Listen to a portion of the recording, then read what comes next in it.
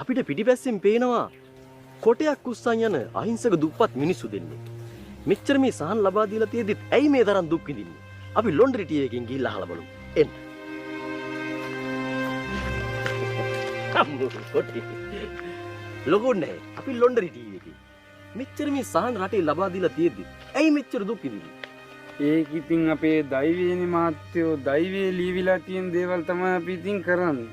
මේ ලෝකේ මේ විශ්වයේ මේ රටේ ඕන හැමතැනකම වෙන සිද්ධ වෙන දේවල් කලින් දෛවයේ ලියවිලා තියෙනවා මහත්තයෝ. ඒව අපිට කරන්න සිද්ධ වෙනවා. ඒ ඔටෝමැටික් වෙනවා. ඒ කියන්නේ මේ දෛවයේ තියෙන නිසා තමයි මේ ඔබතුමාලා මේ දුක් විඳින්නේ. තරම මම මේ හැටියට ඇඳන් ඉන්නේ උනත් දෛවයේ ලියවිලා තියෙන නිසා. මාත් මේ හරියට ඇඳන් ඉන්නේ දෛවයේ ලියවිලා තියෙන හින්දා. හොඳයි.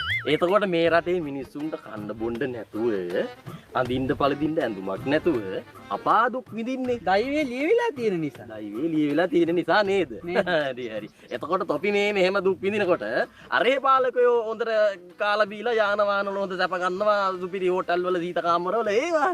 එයාලා සුපිරි හෝටල් වල සීත කාමර වල සැප විඳින්නේ දෛවයේ ලියවිලා තියෙන නිසා සහ එයාලගේ ලැබීම ඒ තමයි.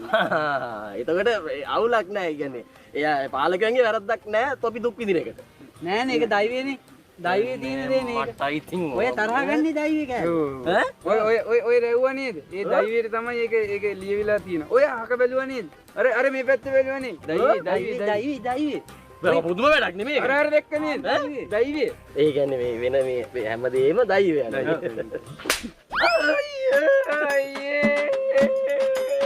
දෛවය මගෙන් කනේ පාරක් කන්න මුට තිබ්බ දෛවයේ ලියවිලා තිබ්බා.